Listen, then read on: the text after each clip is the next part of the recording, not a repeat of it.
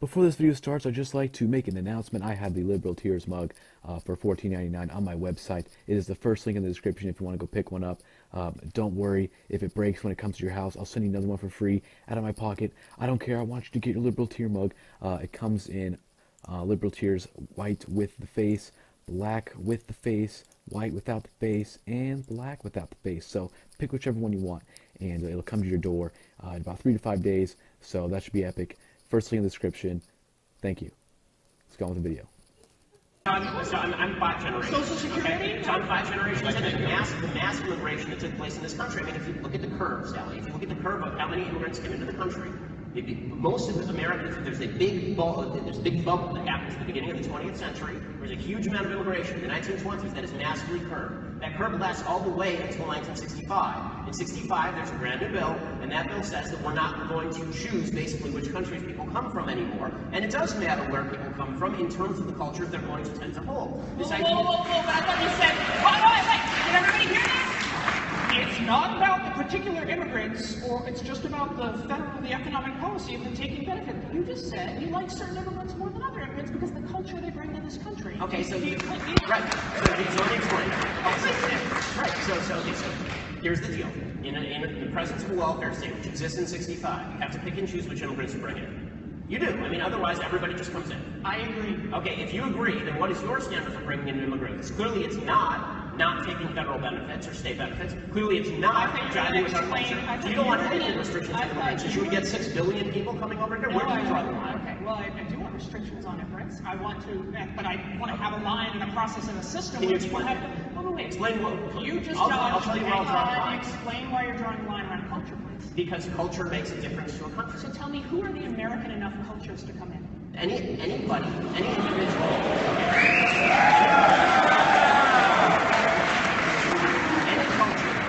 And devotees of any culture who believe in individual freedom, who believe that they actually have to take it, that they have to believe in the notion of private property and constitutional limited government. That's what the God of the country is about. Who the fuck have you ever met in this entire green, beautiful world who does not believe in individual liberty? Are you kidding me? Well,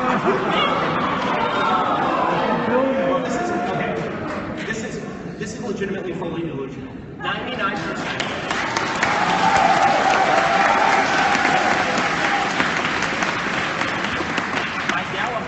By Gallup polls, 99%, what? I can't say polls. Go ahead. By Gallup polls, 99% of the population of Afghanistan believes in the implementation of Sharia law. That's not an individual freedom. Don't do that. I would have fact checked you on that and said you are missing. Oh no, but guys, this is I know we have a fact-free election. I understand.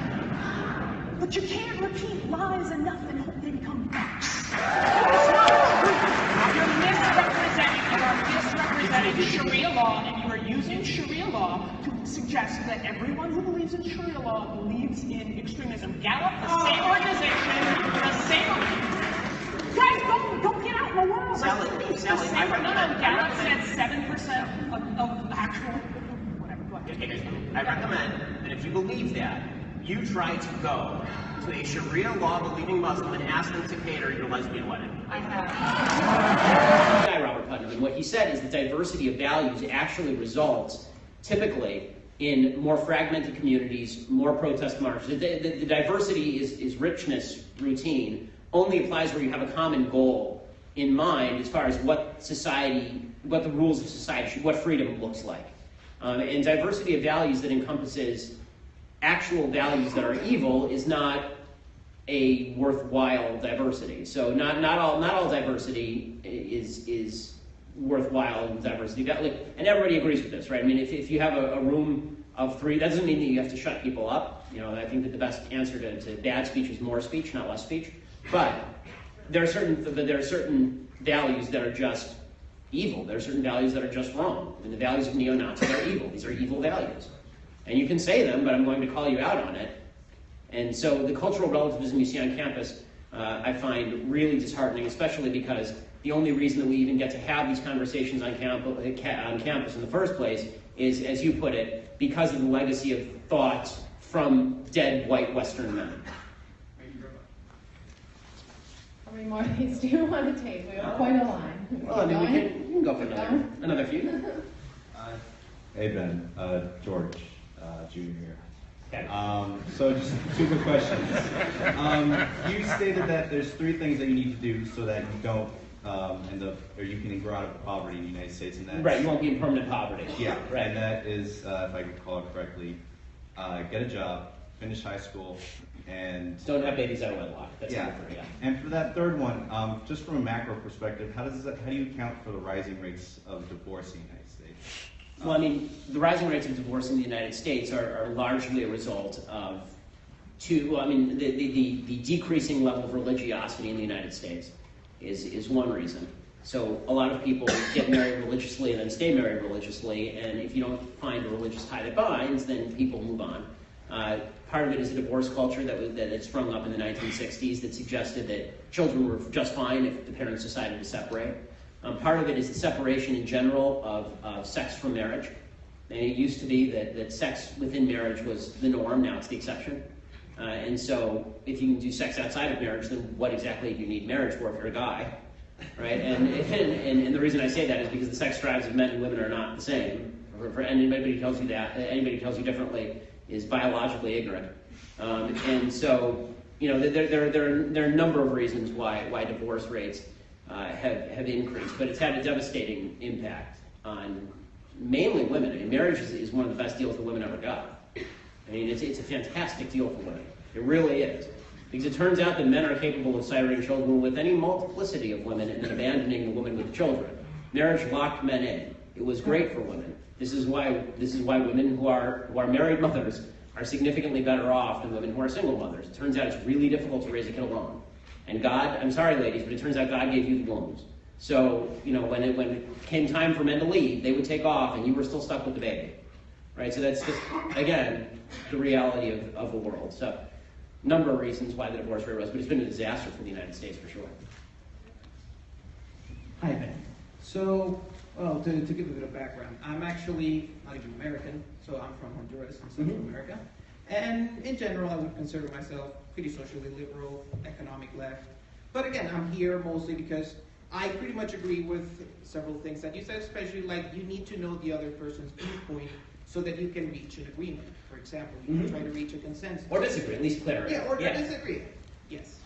So, in doing that, and I also agree with the fact that there's really nothing like objectivity. So, like every medium, for example, is going to have their own bias, their own point of view. Right. And I think what we need to make sure is that you have just a diversity of viewpoints, so that at least someone like who wants to be informed, they can just have like they can have every viewpoint. So.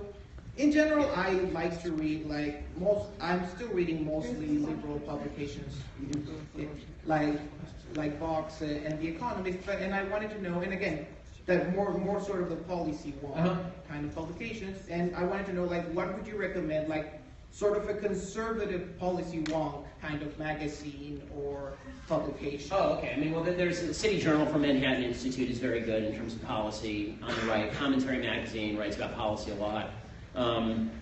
There are a number of publications. National Review obviously writes a lot about policy. My website, The Daily Wire, writes a lot about policy. So there are a lot of sources. But I mean, I agree. I think that having a wide variety of sources that you read across the political aisle, it was very useful. I read, you know, all of the main sources of the left. I think it's important, and I think that it's informative. All right, okay. So Woodrow Wilson was pretty well regarded for being a progressive, and that's why he's a famous president. Despite that, he's also quite a bit of a racist, and that's why a lot of people in Princeton want to take his name off of buildings. So I think we all know how we feel about the reason why people want to take Wilson's name off. However, he was famous for being progressive, and that runs counter to his racism.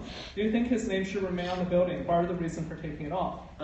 Yes, I think his name should remain on the building, not because I think Woodrow Wilson was a good guy. I think Woodrow Wilson was a scumbag. Both because he was a progressive and also because he was a racist. And by the way, those two are not mutually exclusive. Virtually all of the progressives of the time were also racist because they believed in Darwinian evolutionary racism. I mean, they believed in a social Darwinist view of race that was really quite gross. But the reason that I think his name should remain on the building is because I'm not in favor of obliterating history. This is how we learn who is good and who is bad, right? If I take my kid by the Woodrow Wilson building, and my kid asks who is Woodrow Wilson, that's a good opportunity, as the left might put it, a teachable moment, right? It's an opportunity for me to say who was Woodrow Wilson. And one of the things that I think is silly is wiping out history because some of us find it off-putting. Turns out most of history is off-putting to most people. Right? This is why whenever people say, what era would you prefer to live in? The answer is probably for 99% of people right now. Right? Because the past was not a great place. So I'm not in favor of wiping out history to spare people's sensitivities. If you don't like Woodrow Wilson, good on you. I'm with you. Now let's talk about how much you suck together. Hello. In the long run, say 15 to 30 years, it appears that significant portions of our population will no longer have a livelihood-sustaining function in our economy because they're objectively worse at tasks than computers. Since you clearly believe in a smaller, limited government, do you believe that we should improve access to the pill, condoms, and non-abstinence-based health education to ensure that unwanted children do not result from vaginal sex? Specifically, that which is intended purely for the sake of pleasure, not reproduction? If so, what policies would you advocate for? Or is my whole premise wrong? This is very specific. Okay, so yeah, no, I appreciate it. Thank you for composing your thoughts. So my view of sex education is that that's something that ought to be done by the parents, not government. That's my view of it. And abstinence education doesn't work, and neither does non-abstinence education. Like, they are both virtually useless. If you look at the statistics, the reality is that the pregnancy rates and the STD rates, whether you're in an abstinence-only situation or a non-abstinence-only situation in the educational level, across the country, when you average it all out, it's almost the same. It's pretty much the same. My feeling is, obviously I'm not pro-abortion for the sake of the economy, because I don't think that you get to murder all the old people just because they're an economic draw either. Murder is not justified by economic necessity. I'm not that much of a John Stuart Mill utilitarian. But beyond that, the idea of, the answer to your question would be, if you take away government subsidies for people not being productive in the economy, they will be forced to be productive in the economy. I mean, this is why I think capitalism is a moral system and socialism is deeply immoral.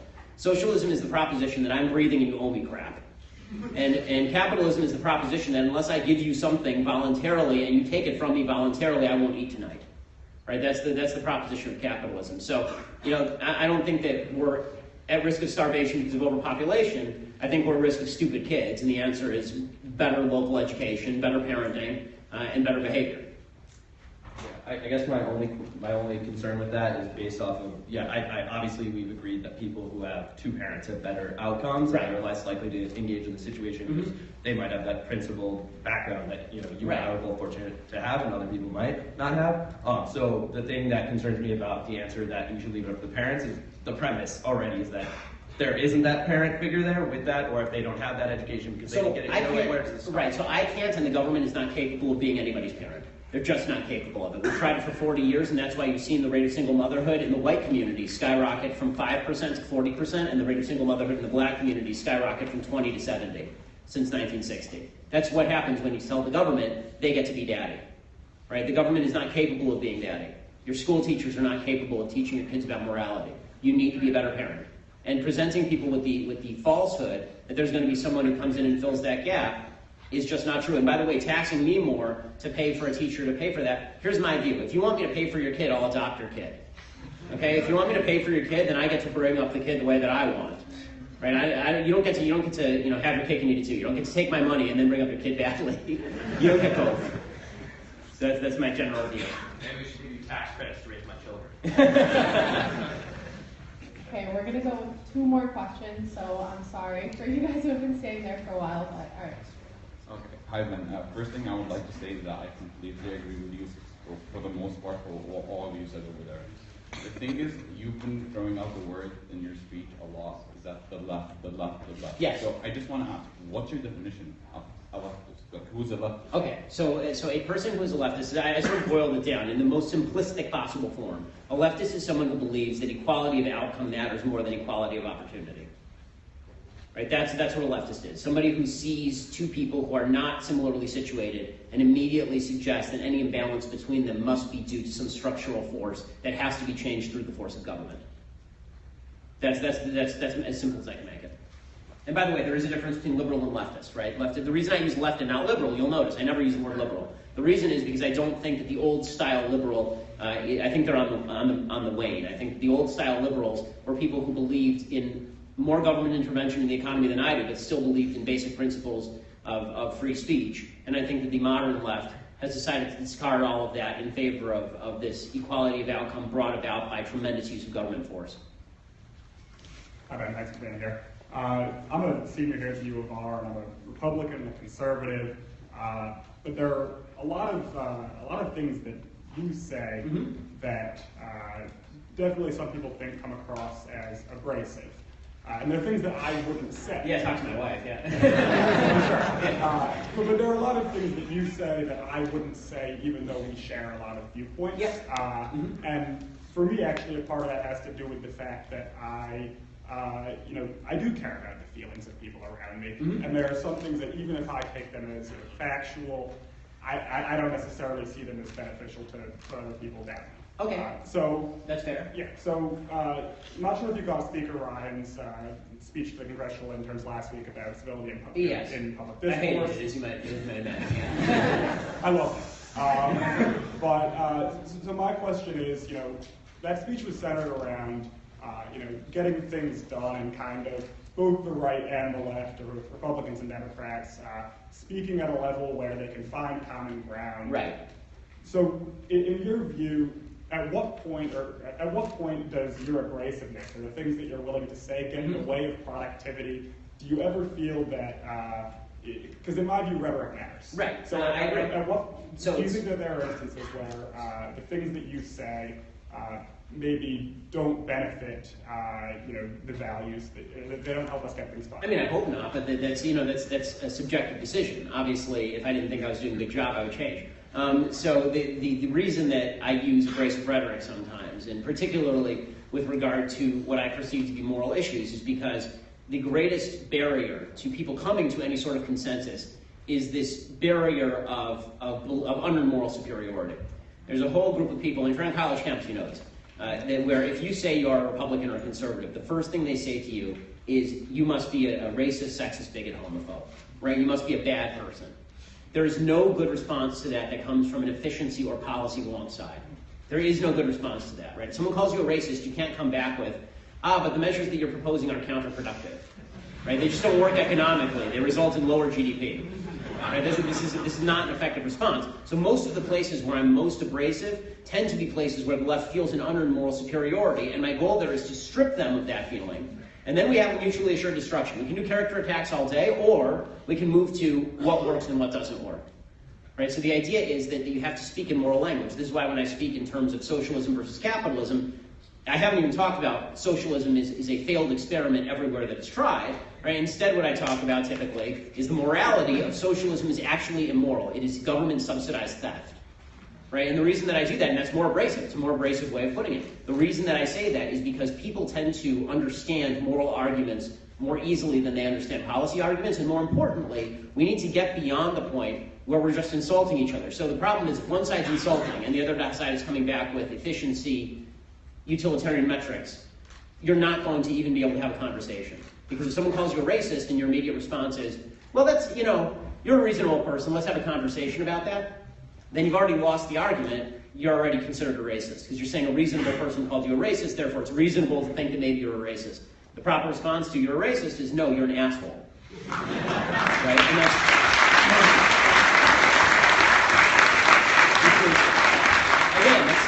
that's abrasive, but so is being called a racist. So my general rule of politics is as President Obama's administration likes to say, to punch back twice as hard. I'll meet you on the level in which you want to have the conversation. If you want to engage in a respectful conversation about terminology and how we reach the best solutions, that's one thing. If you just want to throw out conversation enders, right, like white privilege, which is a conversation ender, if you just want to throw that out, then I'm not going to engage in a policy debate with you, because I know that at the end of that policy debate, you're just going to say that I'm ensconced in my white privilege anyway and therefore a racist. which is, so to use, I'm not going to engage in circular arguments. So abrasiveness, in other words, is a tool. It's a means, it's not an end. Okay, great, thank you so much, I appreciate it.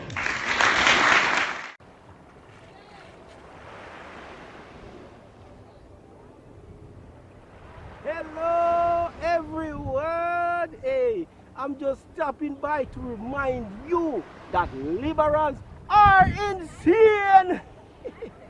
Social justice warriors are becoming more violent and triggered than ever before. Anyways, be sure to subscribe to KGP TV on YouTube and have a blessed day. Yeah, man!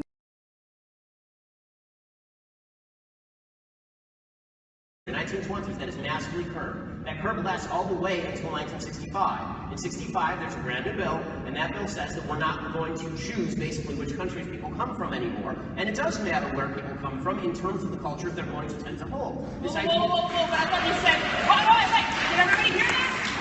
It's not about the particular immigrants, or it's just about the economic policy of them taking benefit. You just said you like certain immigrants more than other immigrants because of the culture they bring to this country. Okay, so right. So let me explain. Right. So here's the deal.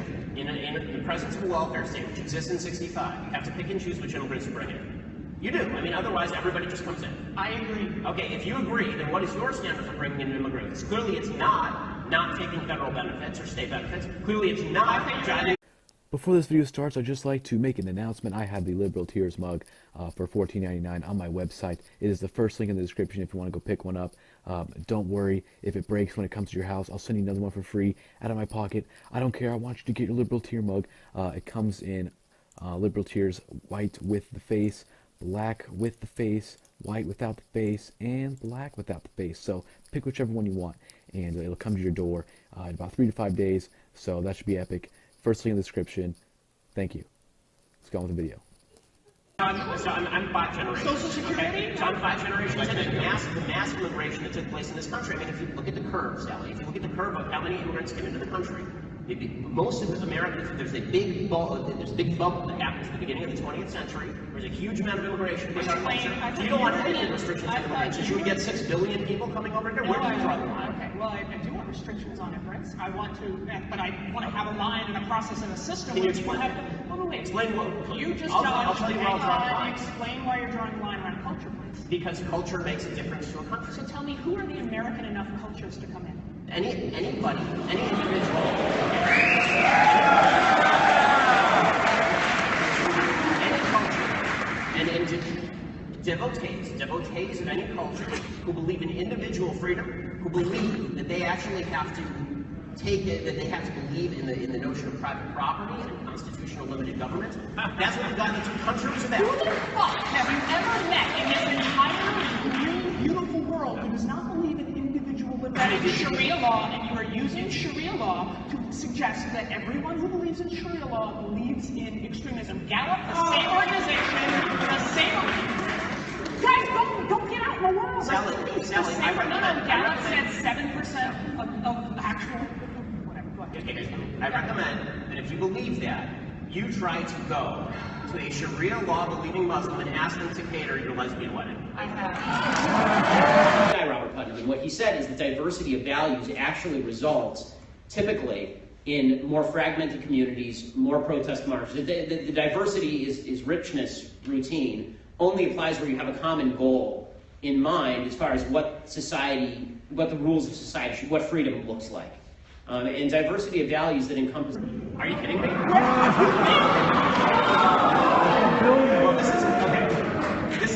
this is legitimately fully delusional. 99%.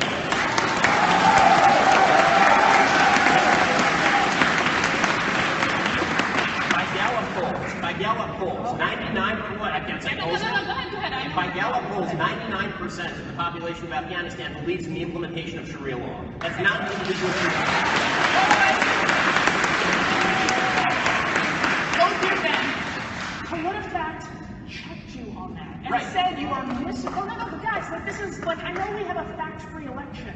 I understand, but you can't repeat lies enough and hope they become facts.